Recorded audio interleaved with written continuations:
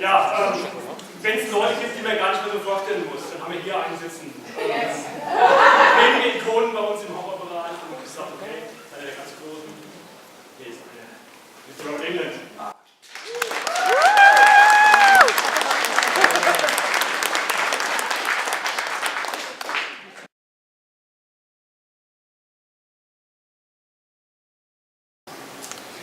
I'd like to just, I want to tell them I want to pin a couple of new movies. You know, I have a movie I just finished 2 weeks ago in Canada.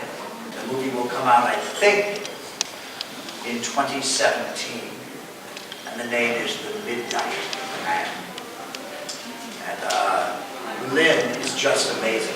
Those of you that know, I go way, way back with Lynn, all the way to the original Nightmare on Elm Street. She's the teacher.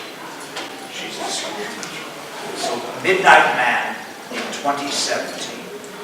And maybe later this year, maybe even when I get to Berlin, a movie called Night World that I shot in Romania and Bulgaria in December, and I play a kind of old Van Helsing type character, but it's a contemporary film, Night World. So those are my 2 new movies coming up. And I think in May, and you may know the title in German, I know Nadine does, I don't know if Nadine's in here. She may be taking a break. But my DVD, I think, comes out for The Last Show.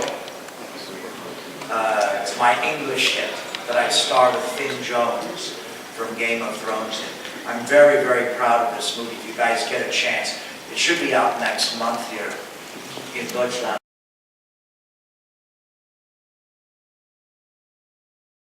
See, in America, this is so funny. The Last Cut is a great title. A great title. In America, Last Showing doesn't translate. In England, they all know what that means. It was a hit there. I wanted to call it Midnight Movie or The Last Screening. That's how we say that in America. Anyway, enough about that. Let's do Q&A.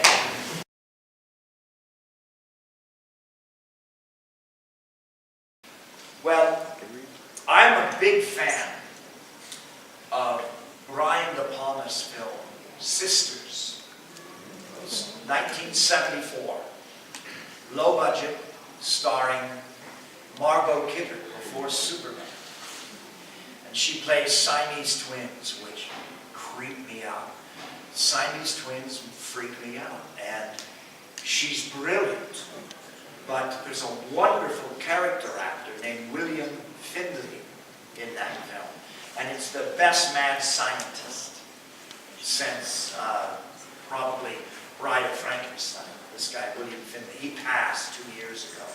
He would have been a big star, but he was afraid to leave New York. He was like a hardcore New Yorker, like a hardcore Berliner who I'll never leave. You know, just stay there. Take the bus and the taxi and they walk everywhere. He never learned how to drive. And he's brilliant. It's so creepy. It has the best use of split screen for suspense I've ever seen.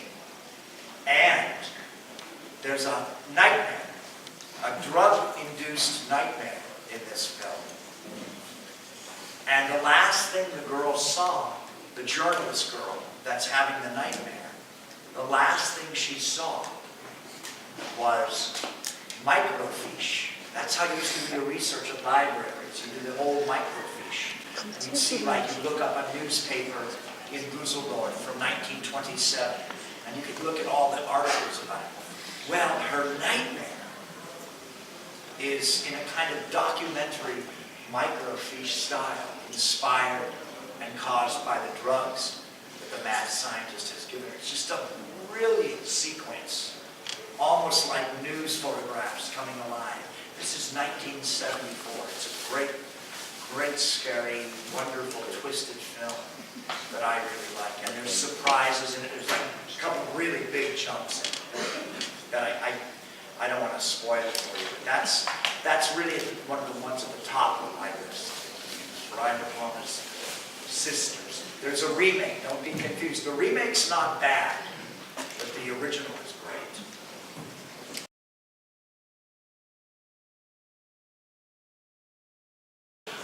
I think the problem is they did the remake too soon. Hollywood kind of steps on its own toes, trips itself a lot.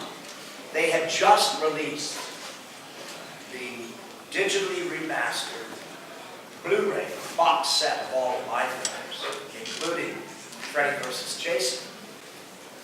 So we got an entire new generation of fans from them.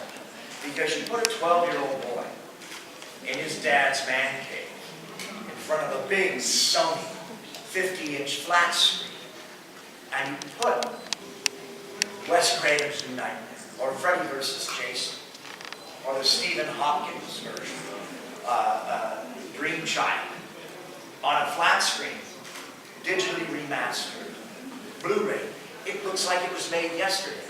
It looks better than when you saw it at the crappy mall cinema down the street, the subdivided movie theater. It looks better than video. So we got a whole new generation of fans, and then they released the new movie. And I think it was just too soon. The other thing is, Freddy exists in the imagination. The parents smoke a cigarette, have a beer, and they whisper about Freddy Krueger. And the kids heard them. And then the kids go to school. Or they sleep over at their friend's house. And they talk about, did you hear about this man who killed children? I heard my mother talking about it. Apparently he burned alive. So it's in your imagination. What would this burned man look like? He had a weapon. Some kind of knife fingers.